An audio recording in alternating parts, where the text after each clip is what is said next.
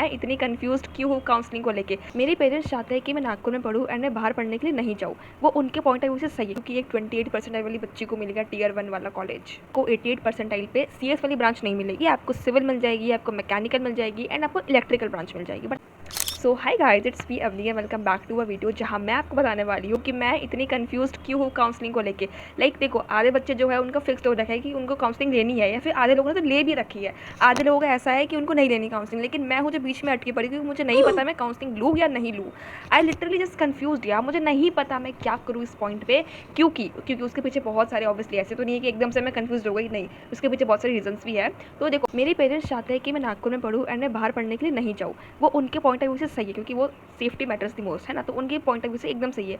But मुझे लगता है कि बाहर थोड़ा जाना चाहिए मुझे, क्योंकि यार देखो, पहली बात तो नागपुर में बस 4 कॉलेज जो अच्छी है। पहली है रामदेव बाबा, दूसरी है YCC, तीसरी है रायसोनी एंड फोर्थ है प्रियादर्शनी वाली कॉलेज। ठीक है, वो 4 ही कॉलेज जो नागपुर में अच्छी है।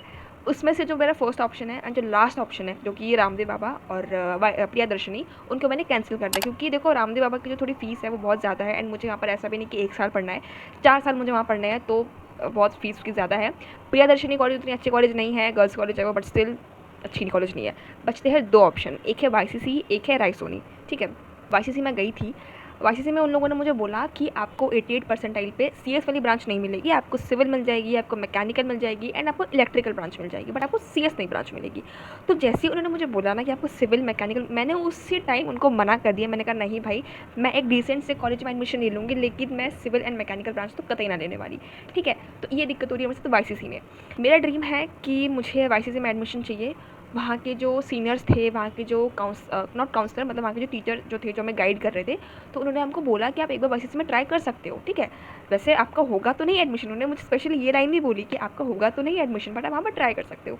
मुझे पता नहीं, बट अंदर से गट फीलिंग आ रही है कि मेरा YCC में नहीं होने वाला। हालांकि मैं अभी कैप राउंड में डालने वाली हूँ YCC, ऐसी बात नहीं है नहीं डालूंगी, बट स्टिल मुझे लगता है कि YCC में मेरा नहीं होने वाला, क्योंकि मुश्किल है ना। रही बात रायसोनी की, तो रायसोनी फिर एक ऑप्शन बच जाता है, क्योंकि अगेन मेरे पापा चाहते हैं कि मैं नागपुर में एडमिशन लूँ, तो रायसोनी के अलावा मुझे और कोई एडमिशन दिख नहीं रहा। ठीक है, तो इसी वजह से मैं काउंसलिंग नहीं ले रही हूँ, क्योंकि मेरा एकदम से फिक्स हो रखा है कि मुझे नागपुर में एडमिशन चाहिए। और काउंसलिंग आप तब लोगे ना जब आपको समझ में नहीं आ रहा आप कौन सी कॉलेज लो, आप कहाँ पर कॉलेज लो, आपको कॉलेज का ऑप्शन पता ही नहीं है। मेरा तो फिक्स हो रखा है कि मेरे को नागपुर में कॉलेज चाहिए, तो मैं काउंसलिंग क्यों लूँ। फिर मैं कभी कभी ये भी सोचती हूँ कि यार मुझे, मान लो इन केस, ठीक है, भगवान ना करे ऐसा हो, बट मान लो इन केस मुझे YCC कॉलेज नहीं मिली एंड मुझे GH रायसोनी वाली कॉलेज जो है वो अलॉट हो जाती है। बट मुझे इतना तो पक्का मुझे पता है कि रायसोनी से अच्छी कॉलेज मुझे मिल जाएगी पुणे में। इतना मैं एकदम श्योर हूँ कि येस, उससे भी अच्छी कॉलेज मुझे पुणे में मिल सकती है। बट फिर कभी कभी लगता है कि यार, मतलब करूँ काउंसलिंग, लूँ या नहीं लूँ, बिकॉज ऑप्शन नहीं है। और फिर मैं कभी कभी ये रील्स पे देख लेती हूँ कि एक 28 परसेंटाइल वाली बच्ची को मिलेगा टियर 1 वाला कॉलेज। और एक तो मेरी पूरी फीड है इंस्टा की, सारी भरी पड़ी है काउंसलिंग से कि तुम ये कर लो, वो कर लो, हम ऐसे कर देंगे, तुम्हें वैसे कर देंगे। और फिर मुझे कभी कभी ये भी लगता है कि जब स्टूडेंट्स जो होते हैं वो गलतियाँ करते हैं, ऑप्शन फॉर्म फिलिंग में, कॉलेज लिस्ट बनाने में बहुत गलतियाँ करते हैं, तो आपको काउंसलिंग ये लेनी चाहिए। तो मैं कभी कभी ये भी सोचती हूँ कि लूँ या ना लूँ, लूँ या ना लूँ। तो इन सारी चीज़ों को देखते हुए ना ऐसा लग रहा है कि मुझे ले लेनी चाहिए। फिर मुझे लगता है कि मैं लेके भी क्या ही करूँगी जब मेरा 2 ही कॉलेज फिक्स्ड है, YCC एंड GH रायसोनी, तो मैं क्यों लूँ काउंसलिंग। तो मुझे अभी भी लगता है कि यार, अगर मान लो मैंने अपने पेरेंट्स को कन्विंस कर लिया पुणे जाने के लिए, जहाँ मुझे लगता है कि रायसोनी से अच्छी कॉलेज मिल जाएगी, इन केस अगर मुझे YCC अलॉट नहीं होती है तो मुझे काउंसलिंग ले लेनी चाहिए। फिर लगता है कि अगर मान लो नहीं हुए, नहीं कन्विंस्ड हुए, तो मैं क्या करूँगी।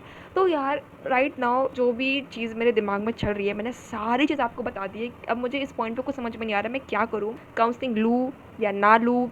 अगर मुझे YCC अलॉट नहीं होती और इफ़ रायसोनी अलॉट होती है, तो उसमें एडमिशन लूँ या ना लूँ, बिकॉज अगेन मुझे लगता है उससे अच्छी कॉलेज मुझे मिल सकती है एट 88 परसेंटाइल।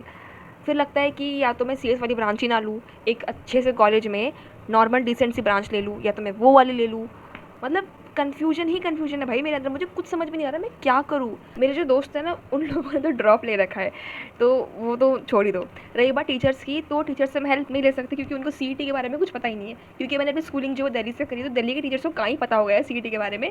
और हाँ, रही बात कज़न्स की, तो उसके लिए कज़न्स होने चाहिए, जो कि मेरे है ही नहीं, तो मैं उसमें क्या ही बोलूँ। तो हाँ यार, मैं बस अभी इसमें ही कन्फ्यूज़ हूँ कि मैं क्या करूँ। और अभी तक ना जितने भी मेरे डिसीजंस रहे हैं, जो भी मैंने अभी तक फैसले वगैरह करे हैं, वो सारे मैंने खुद से करे हैं, मैंने किसी की भी हेल्प नहीं ली है। ऑब्वियसली यूट्यूब की मैंने हेल्प ली है, तो वही मैं बता रही हूँ, मेरे खुद के एंड यूट्यूब के, मैं पूरा जो है, जो डिपेंडेंसी है ना मेरी, वो पूरी यूट्यूब पे है। एंड मुझे लगता है कि ऐसा ना हो कि आगे भी मैं फुल्ली डिपेंडेंट यूट्यूब पे ही रहूँ, जो कि मुझे लग रहा है कि ऐसा होने वाला है। तो यार आप मुझे बताओ कि आगे जो भी प्रोसेस होने वाली है सीईटी को लेके, कैप राउंड्स जो भी शुरू होंगे और जो भी चीज़ आगे जो होने वाली है, क्या मैं उसके लिए यूट्यूब पर डिपेंड रहूँ या ना रहूँ, मुझे नहीं पता। सो या at this point I need your advice. आप मुझे बताओ मैं क्या करूँ एंड काउंसलिंग लूँ या ना लूँ, यूट्यूब पे भरोसा करूँ या ना करूँ, और अच्छी कॉलेज अगर मुझे मिल सकती है at 88 percentile with CS branch तो कौन सी कॉलेज है, एक बार आप प्लीज़ मुझे इस कमेंट सेक्शन में थोड़ा सा छोटे मोटे सा गाइड कर दो, जिससे कि मेरी तो बहुत ज़्यादा हेल्प हो जाएगी। एंड आप लोग मुझे बताना कि आपने क्या डिसाइड करा है, आपके कौन से कॉलेज फिक्स्ड है और आप कहाँ जा रहे हैं, आपने ली है काउंसलिंग या नहीं ली? ये भी काम नहीं करता ना क्या? तो हाँ, आपने काउंसलिंग ली है या नहीं ली है। एंड या that's it for today's video. मिलते हैं नेक्स्ट वीडियो में, तब तक के लिए बाय। सब्सक्राइब करके जाना।